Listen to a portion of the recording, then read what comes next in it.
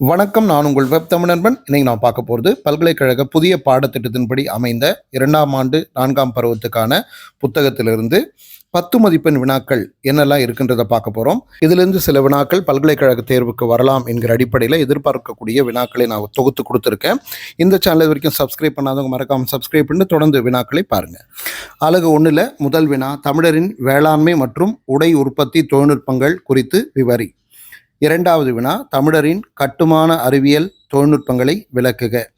மூன்றாவது வினா, சூழலியல் விழுமியங்கள் குறித்து ஒரு கட்டுரை வரைக.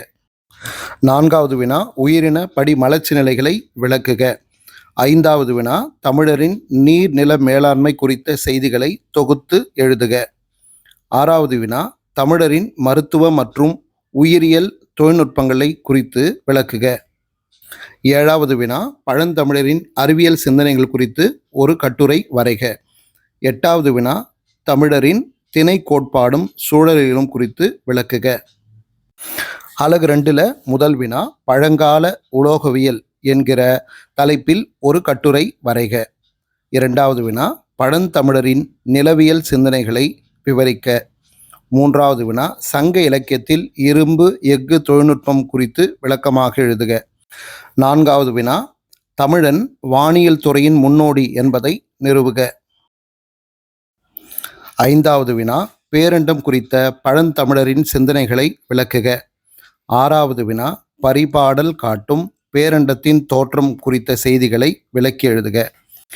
ஏழாவது வினா, பழந்தமிழ் இலக்கியங்களில் இடம்பெற்றுள்ள சோதிட குறிப்புகளை தொகுத்து எழுதுக.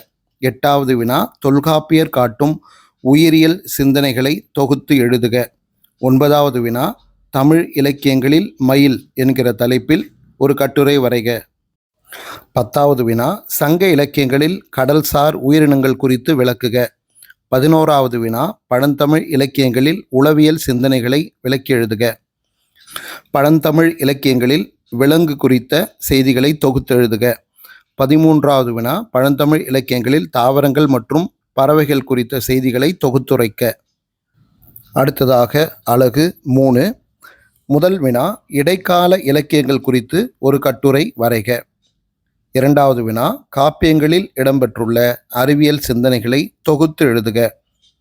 மூன்றாவது வினா, சிலப்பதிகாரம், மணிமேகலை போன்ற இலக்கியங்களில் இடம்பெற்றுள்ள அறிவியல் சிந்தனைகளை தொகுத்து எழுதுக.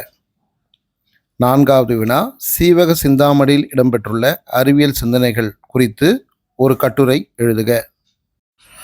ஐந்தாவது வினா, பெருங்கதையில் இடம்பெற்றுள்ள அறிவியல் சிந்தனைகளை விளக்கி எழுதுக. ஆறாவது வினா, கம்ப ராமாயணம் பெரிய புராணத்தில் இடம்பெற்றுள்ள அறிவியல் சார்ந்த செய்திகளை விவரி. ஏழாவது வினா, சிற்றிலக்கியங்கள் இடம்பெற்றுள்ள அறிவியல் சிந்தனைகளை தொகுத்து எழுதுக. எட்டாவது வினா, உரை நூல்களில் அறிவியல் சிந்தனைகள் இடம்பெற்றுள்ள விதத்தினை விளக்குக. அடுத்த அலகு 4, முதல் வினா, இணைய தமிழ் பயன்பாடுகள் குறித்து ஒரு கட்டுரை வரைக. இரண்டாவது வினா, இணைய தமிழ் கல்விக் கழகத்தின் செயல்பாடுகளை விளக்குக. மூன்றாவது வினா, இணைய நூலகம் குறித்து விளக்குக. நான்காவது வினா, செயற்கை நுண்ணறிவு குறித்து விளக்குக. ஐந்தாவது வினா, செயற்கை நுண்ணறிவின் நன்மை தீமைகளை விளக்கி எழுதுக. ஆறாவது வினா, செயற்கை நுண்ணறிவின் AI வகைகளை விளக்குக.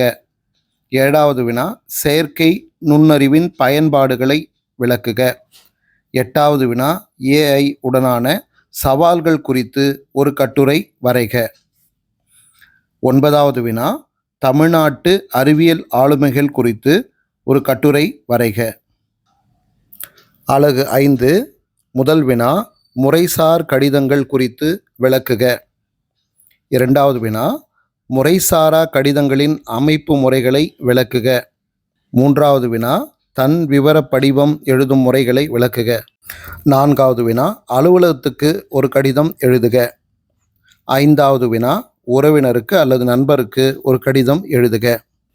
இது வரைக்கும் நம்ம 5 அலகுகளுக்கான வினாக்களை எல்லாமே நம்ம தொகுத்து பார்த்தோம். இதில் அலகு 5ல் வரக்கூடிய இந்த வினாக்கள்லாம் இன்னும் கொஞ்சம் விரிவாக நீங்கள் படிச்சுக்கங்க, எழுதி பாருங்கள். ஏன்னா இதை இப்படியே கேட்க மாட்டாங்க. இப்போ அலுவலக கடிதம் அப்படின்னா அது வந்து முறைசாரா கடிதம்.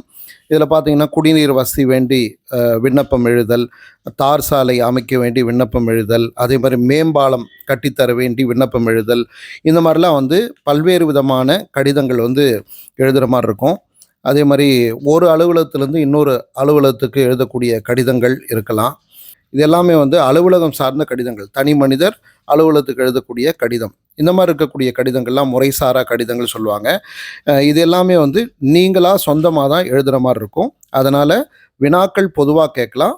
விடைகளை நீங்க தனிப்பட்ட முறையில தான் எழுதணும். அதேபோல உறவுமுறை கடிதங்கள்லாம் பார்த்தீங்கன்னா, அம்மாவுக்கு ஒரு கடிதம் எழுதுறது, அப்பாவுக்கு ஒரு கடிதம் எழுதுறது, நண்பருக்கு ஒரு கடிதம் எழுதுறது, இந்த மாதிரிலாம் கடிதங்கள் வரும்போதும் சொந்தமாக என்ன கேட்டிருக்காங்களோ, யாருக்கு எழுத சொல்லியிருக்காங்களோ அதுக்கேற்ற மாதிரி நீங்கள் கடிதங்கள் எழுத வேண்டும். அது போலவே கட்டுரை எழுதக்கூடிய அந்த வினாக்கள்லாம் வந்துச்சு அப்படின்னா, நீங்கள் இலக்கியம் சார்ந்த கட்டுரைகள் அல்லது தனிநபர் சார்ந்த கட்டுரைகள் கேட்குறாங்க. அதே மாதிரி பத்திரிகைக்கு ஒரு கட்டுரை எழுதுகிற மாதிரி கேட்குறாங்க. இந்த மாதிரி இதெல்லாம் பார்த்தீங்கன்னா நீங்கள் சொந்தமாக தான் எழுதுகிற மாதிரி இருக்கும். என்ன கொடுத்துருக்காங்களோ அந்த தலைப்புக்கு ஏற்றபடி எழுதணும். உதாரணமாக வந்து சுற்றுச்சூழல் சார்ந்து, விளையாட்டு சார்ந்து, கல்வி சார்ந்து, சுதந்திர போராட்டம் சார்ந்து, இந்த மாதிரி எதை பற்றி வேண்டுமானாலும் வினா வந்து வரலாம். அது சார்ந்த கட்டுரை எழுதுங்க அப்படின்ட்டு அதுக்கு நீங்கள் சொந்தமாக எவ்வளவு முடியுமோ அந்த அளவுக்கு, அதாவது 10 மதிப்பெண் வினான்றதுனால ஒரு பக்கம் அல்லது 1.5 பக்கம் 2 பக்கம் அந்த மாதிரி கடைசி நேரத்தில் தான் அந்த வினாக்களை பொதுவாக வந்து எல்லாரும் எழுதுவாங்க. தெரிஞ்ச வினாலாம் எழுதி முடிச்சுட்டு அப்போது கடைசியில் எழுதும்போது கூட கொஞ்சம் நேரம் எடுத்து ஒரு 2 பக்கம் வர்ற மாதிரி 2.5 பக்கம் வர்ற மாதிரி எழுதுனீங்கன்னா முழுமையான மதிப்பெண்கள் கிடைக்கும். அதே மாதிரி அலுவலக கடிதமெல்லாம் எழுதும்போது முறையாக தருணர் பெருனெல்லாம் போட்டு என்னெல்லாம் வந்து அதுக்குள்ளே இருக்கணுமோ எல்லாமே வந்து உரைமேல் முகவரி உள்ளிட்ட எல்லாமே வந்து எழுதணும். அதே மாதிரி நீங்கள் ஒரு அலுவலகத்துக்கு வேலை வேண்டி விண்ணப்பம் செய்கிறீங்கன்னா தன் விவர குறிப்பு கொடுக்கணும். இது எல்லாமே கடிதம் எழுதுவதற்கான அந்த பயிற்சியை ஏற்கனவே நீங்கள் படிச்சிருப்பீங்க. அந்த படித்ததை நினைவு வச்சுக்கிட்டு அதன்படியாக நீங்கள் எழுதணும். மற்ற வினாக்களில் மதிப்பெண்கள் வர்றதை விட இந்த கட்டுரை கடிதத்தில் முழுமையான மதிப்பெண்களை பெறலாம். ஏன்னா இது முழுசும் நீங்கள் தான் வந்து எழுத போகிறீங்க. அதற்கான அமைப்பு முறை மட்டும் சரியாக நீங்கள் பின்பற்றி பிழைகளை குறைத்து எழுதினால் முழுமையான மதிப்பெண்களை நீங்கள் பெறலாம். அதாவது 10க்கு 8 மதிப்பெண்கள் 9 மதிப்பெண்கள் வரைக்கும் இந்த வினாக்களில் வந்து பெறலாம். ஏன்னா மற்றதெல்லாம் வந்து நீங்கள் படித்து தான் எழுதணும். இதை நீங்கள் சிந்தித்து எழுதினாலே போதும். நிறைய பேர் வந்து முக்கியமான வினாக்கள்லாம் போட சொல்லி கேட்டுருந்தீங்க. எல்லாருக்குமா தான் இந்த வினாக்களை நான் கொடுத்துருக்கேன். இந்த 10 மதிப்பெண் வினாக்களை ஏன் முக்கியமாக நான் கொடுக்குறேன், 5 மதிப்பெண் 2 மதிப்பெண்கள் விட்டுட்டுன்னா, நீங்கள் 10 மதிப்பெண்களில் இந்த 3 வினாக்களுக்கான முழுமையாக விடைகளை நீங்கள் எழுதுனீங்கன்னாவே நீங்கள் எளிமையாக தேர்ச்சி பெறலாம். ஏன்னா அந்த 3 கேள்வி இருக்கு இல்லையா, அதில் ஒரு கேள்வியில் 8 மார்க் எடுத்தீங்கன்னா கூட 8 3 24 மார்க்கை நீங்கள் வாங்கிடலாம். அப்போ நீங்கள் பாஸ் ஆகிறதுக்கு வந்து 30 மதிப்பெண்கள் தேவைன்னா 24 மதிப்பெண்கள் இதிலே கிடச்சிரும். மீதி 5 மதிப்பெண் கேள்விகள் ஒரு 2 3 எழுதினா கூட நீங்கள் எளிமையாக தேர்ச்சி பெற்று விடலாம். இப்போ 2 மதிப்பெண் வினாக்கள்ன்றது உங்களுக்கு கூடுதல் மதிப்பெண்கள் தான் கிடைக்கும். ஆனால் நிறைய பேர் என்ன பண்ணுறாங்க, 2 மதிப்பெண் வினாக்களுக்கு நிறைய நேரத்தை செலவிட்டு கடைசியாக 10 மதிப்பெண் வினாக்களுக்கு குறைவான நேரத்தை கொடுத்து ரொம்ப சாதாரணமான விடை எழுதிட்டு போகிறாங்க. அதனால தான் தேர்ச்சி பெறுவது கடினமாகிறது. இதை புரிஞ்சுக்கிட்டு நல்லா படித்து முழுமையாக அந்த தேர்வை எழுதி முடிச்சிங்க அப்படின்னா உங்களுக்கும் முழுமையான மதிப்பெண்கள் கிடைக்கும். எல்லோருக்கும் என்னுடைய வாழ்த்துக்கள். நன்றி நண்பர்களே. நான் உங்கள் வெப் தமிழ் நண்பன். இந்த சேனலை தொடர்ந்து பாருங்கள். இந்த பகுதிக்கான எல்லா வீடியோக்கள் அடங்கிய ஒரு தொகுப்பை நான் டிஸ்கிரிப்ஷனில் கொடுக்குறேன். மறக்காமல் போய் பாருங்கள்.